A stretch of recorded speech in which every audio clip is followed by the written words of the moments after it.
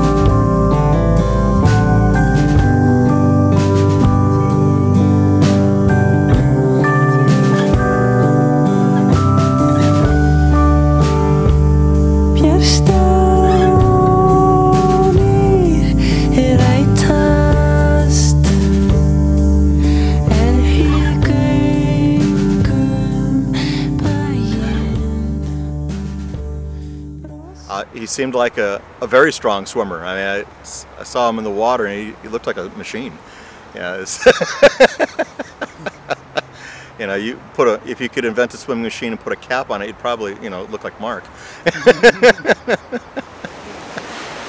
Well, several years ago, Mark was down on the beach, and like so many swimmers, I come up to them and start talking about swimming and my own experiences and other swimmers, and asking if he's interested in swimming channels. And I'm not specifically sure how I worded it, but I know that continually I see people that seem to have an interest in long distance swimming, and I just encourage them as much as I can, and I try and point him in the right direction, but also he had incredible help from the smartest person at the Cove in long distance swimming, Dave Clark. Dave was just masterful in what he did for Mark. I met Mark at the American Diabetes Association 10-mile swim in La Jolla Cove, and I'm trying to remember what year that was. It must have been 3 or 4 years ago, I guess. Not quite sure. I had actually been helping another swimmer and happened to get into a conversation with Mark and Suzanne after the race and struck up a friendship. And Mark's since become a good friend. For me, he had asked, he gave me a call earlier in the season and asked if I'd come aboard. And I think at that time it was just a nebulous, would I come aboard, I think. And I jumped at the opportunity. Not only is Mark a great swimmer, he's a good friend. And if it's a first, you want to be on that boat. You really want to be out there and help it happen. I think I provided Mark an opportunity to unload if he needed to about stuff.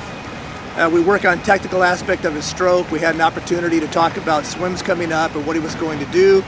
And I think more than anything else, it kept him his mind at ease about what was coming up, because no one had done what he had done before on this swim, and not knowing what is going to happen is pretty scary, I think.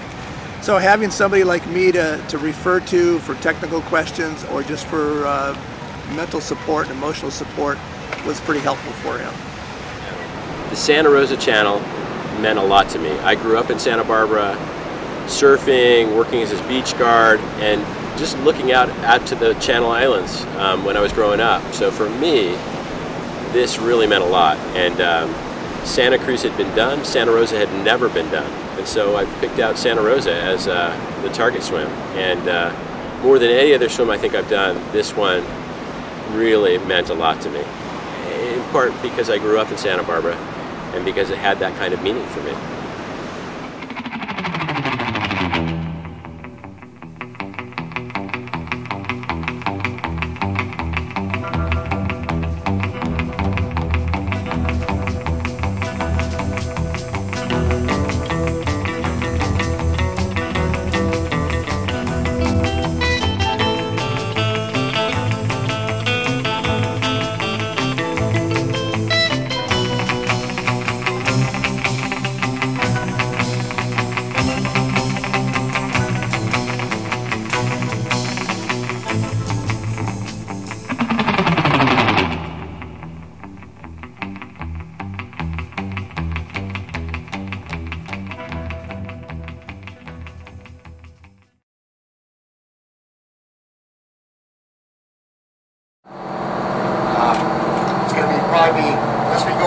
on the point there, I think there's a little beach on the island that we can start from, not too far from the point.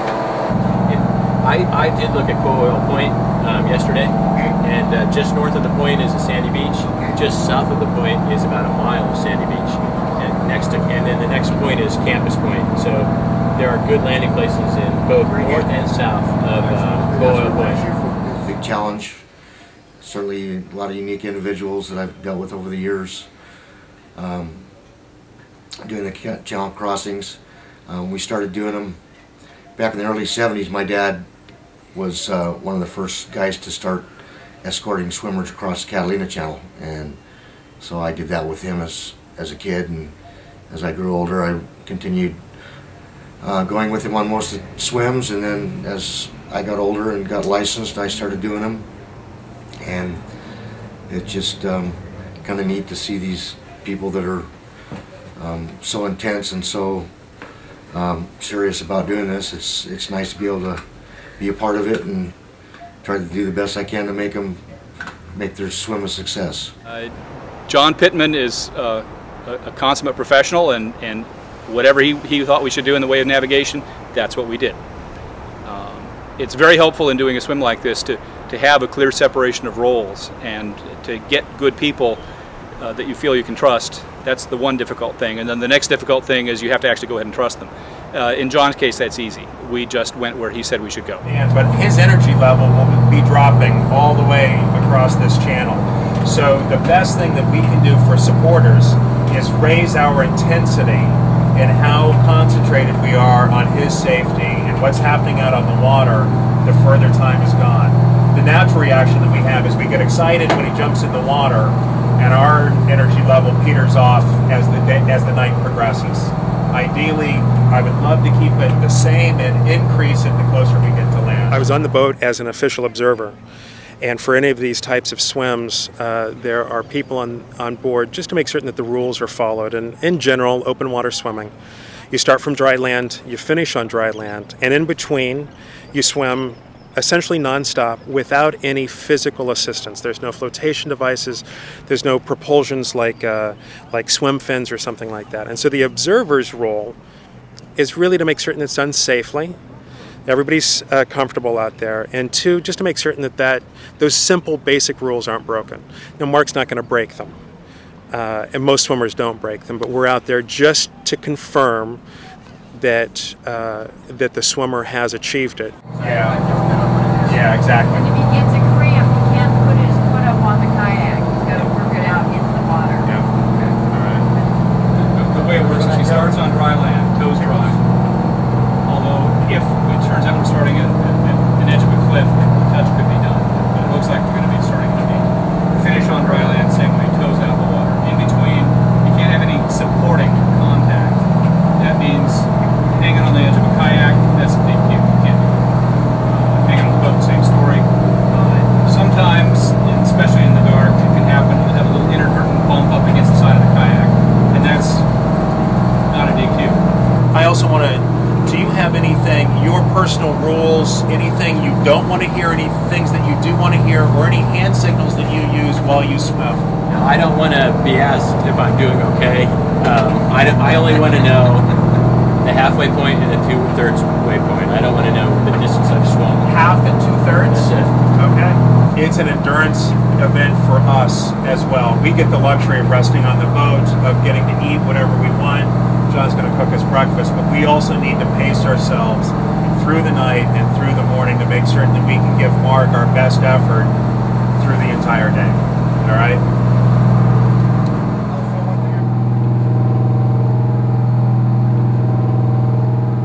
Critical person for this swim was my swim coach, Sicky. Sicky is a good friend, a swim advisor, and a fantastic coach. He worked with me on underwater camera sessions, modified my stroke, made it far more efficient. He was there to encourage me and has really helped me realize what I'm capable of achieving. Well, I've been swimming myself since I was 7 years old. I think the feeling of immersing yourself in the water and having this water surround you as you swim through and try to make your way is very peaceful. It's kind of a zen-like state. no matter what's bothering you, if you got shoulder problems, if you got emotional problems, if you're running out of money, if your car ran out of gas, it doesn't matter. As soon as you hit the water, everything is back to even Steven. So that's what I like about the swimming aspect. For Santa Rosa, I would train 20 to 30 miles a week, sometimes up to 35 miles a week in the weeks that I had a long training swim, but primarily 20 to 30 miles a week. 2/3 of that was in the ocean year-round. One of the key components of this training is distance work, and one of the key components is training through the winter and exposing yourself to colder water.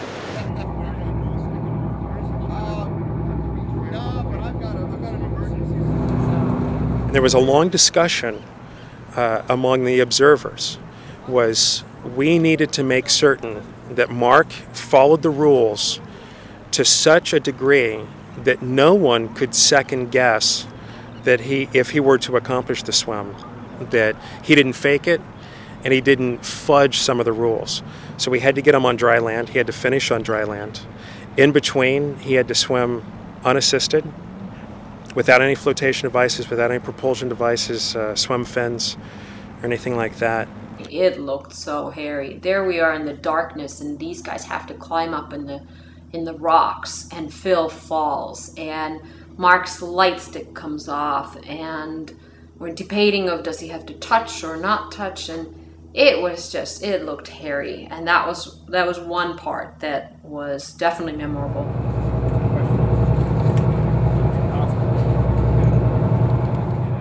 It was a little bit tough to find a decent place to start, and then getting out into that channel between Santa Rosa Island and Santa Cruz Island.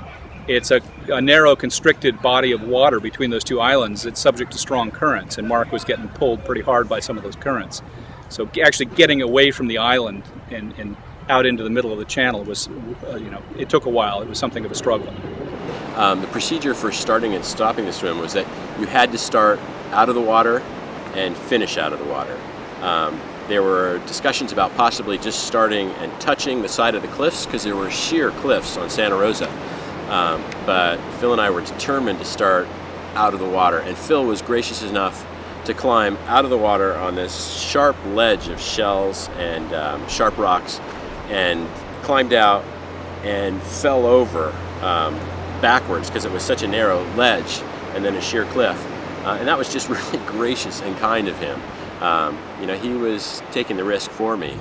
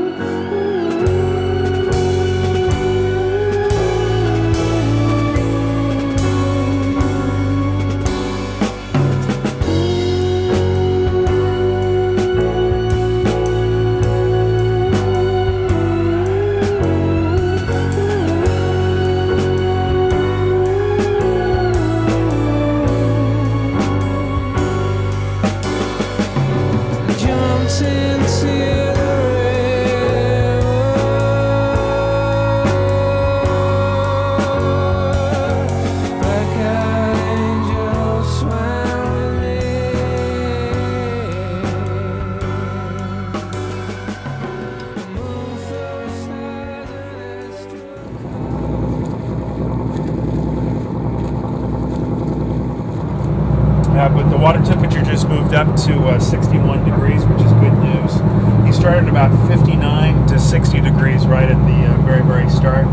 It should warm up the entire night. As we get closer to the mainland, it should only increase. Stroke rate is at 57, settled into a 57 pace, and air temp is 59 with a slight breeze. Then we've got a marine layer that just came in. We started starless, star-filled, cloudless night, really gorgeous. But this should bode well for the wind should be dying down also as the night progresses. Really calm out here, absolutely. Really no swell whatsoever to contend with. Just a little bit of a breeze. I'm shivering myself. Swimming at night is a different animal. It is disorienting. It's difficult to see where the water ends and the horizon begins in the darkness, and so it's disorienting. You also, I have to say, you feel more vulnerable. Not that you're going to see something coming that's going to actually hurt you, but in the dark of night, at least for me, I feel more vulnerable, and I'm more prone to becoming seasick, especially if it's choppy or rough.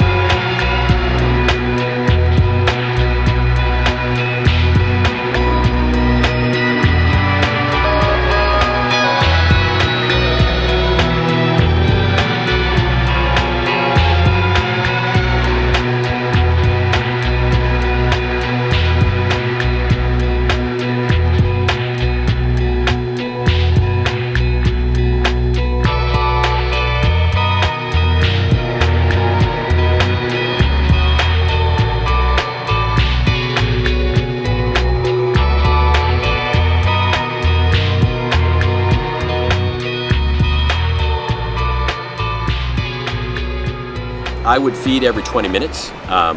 Every fourth feed would be complex carbohydrate, electrolyte solutions, and the remaining feeds, every 20 minutes, the first 3 feeds on that cycle would be just complex carbohydrate. I was feeding with Maxim. I'd feed about 250 cc's or mils of the Maxim, and when I used the Cytomax on every fourth feed, it would be Cytomax, which had electrolytes as well as complex carbohydrate. I try and keep the feeds to under 10 seconds. The reason I do that is to keep my momentum, but also to keep from developing hypothermia. When you stop, you start getting cold. If you're moving, you're much more likely to stay warm, or at least warmer or warm enough. And so I'd feed every 20 minutes with trying to keep my feeds, and I think I usually did under 10 seconds. There's something magic about being out in open water. It's never the same 2 days in a row. You're always finding out new things about yourself, about the ocean, and it's beautiful. Sometimes a little scary, but always beautiful. Halfway! Halfway! Halfway! Halfway! All right! Here it goes!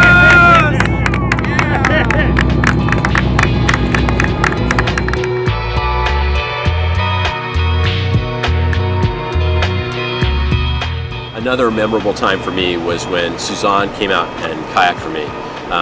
It was just like when I swam Catalina and the sun was rising, Suzanne came out and kayaked for me. It just gives me a lot of energy when Suzanne is coming out there and kayaking for me. I love to see her out on the water with me, and I love to share that with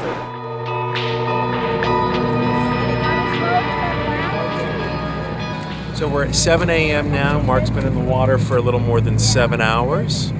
We just gave him the halfway mark That is that he's swum half the distance. We're now in the back half.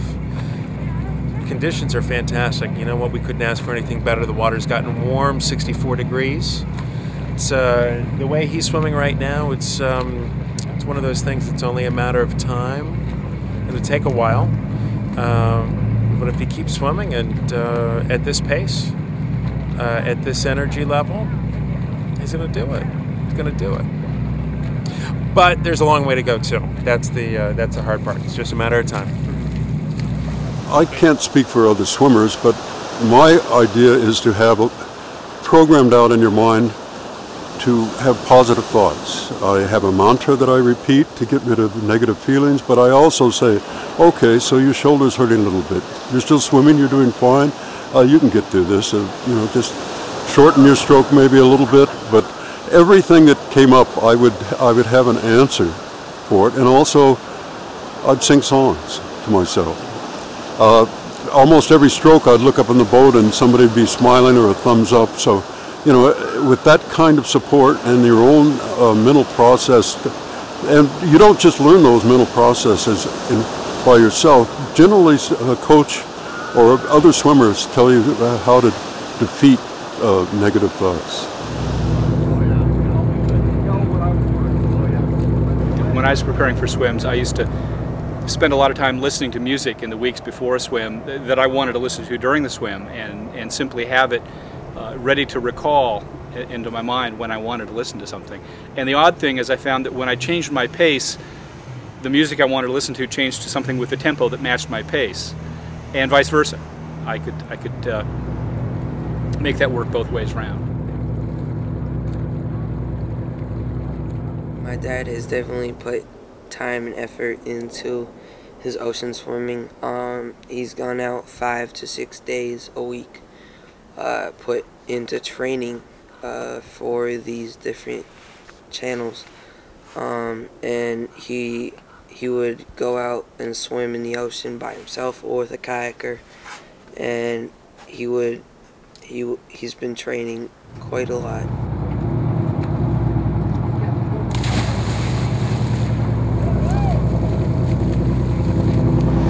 Another thing I like about swimming is it's an opportunity for me to lead by example for my sons, and hopefully show them that they too can reach for their dreams, and that with hard work and perseverance, that they can realize the dreams that matter to them in their lives.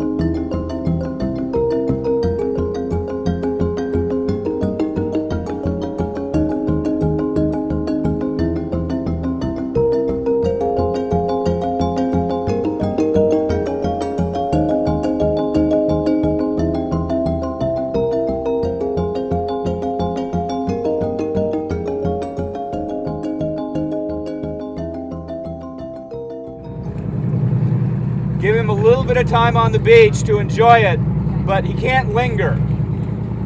Okay. He's going to need to get back out fairly soon before he has a chance to start getting cold. Okay.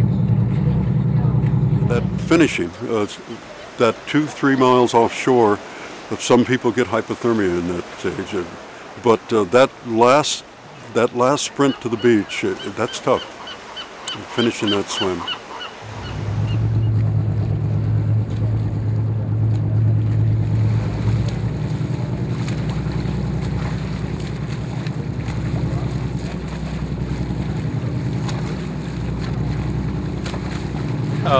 Santa Rosa swim was much harder. It's some miles farther.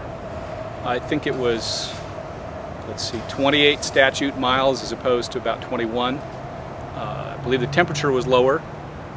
It's a tougher swim. And Marc was not only very well prepared, he was also very fortunate with the weather for the Santa Rosa Channel. That can be a very nasty stretch of water. And fortunately the weather gods were with us, and he got a good day. And fortunately he was so well prepared that he was able to take advantage of those good conditions and have a great swim. I think as I have continued my swimming career, I've become more confident, and that's been very helpful. I've also known what works and doesn't work for me. This is a mentoring sport, and so you turn to people for information, but as you get more experience under your belt, you come to learn what works for you. Here, Craig, I'll take it.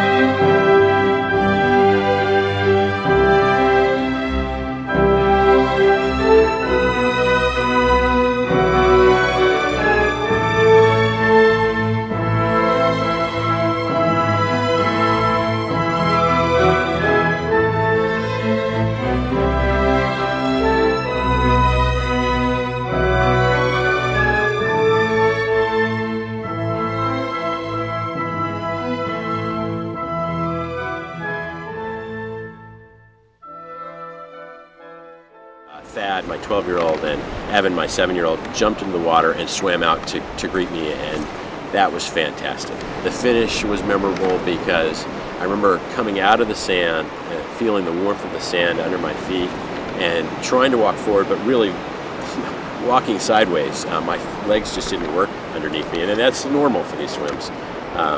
But just the relief of being done, of having finished, was just a great feeling. And I was tired, but not too tired to savor that moment. And it was a great feeling just to be done. And what a relief to be done.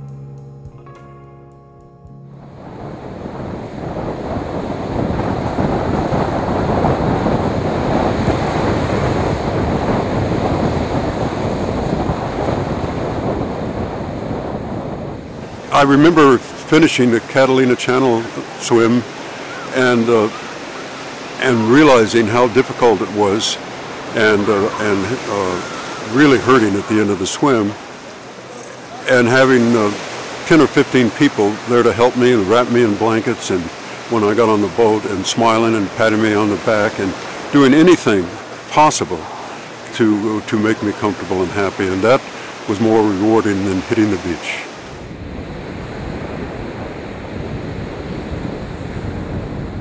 I'm really happy that he has found something that he's passionate about, and that he's a very determined person, so it's wonderful that he has something that can give him goals, and he can try to achieve those goals. And if you have a passion in life and goals in life, you're one lucky person. So everybody should have some kind of goal in life, and he's lucky enough to have it. So I think it's wonderful that he's swimming.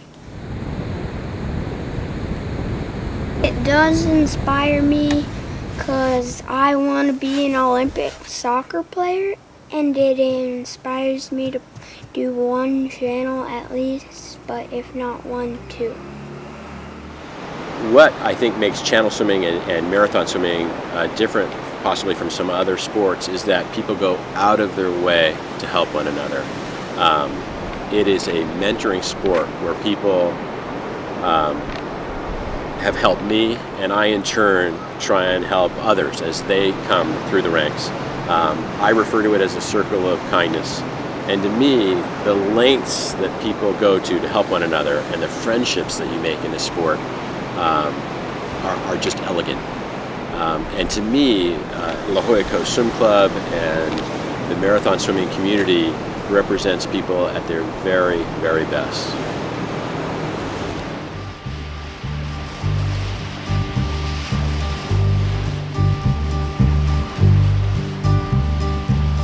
In the morning sun, I'll be sitting when the evening comes, watching the ships roll in, then I'll watch them roll away again. Yeah. I'm sitting on the dock of the bay, watching the tide roll away. Just sitting on the dock of the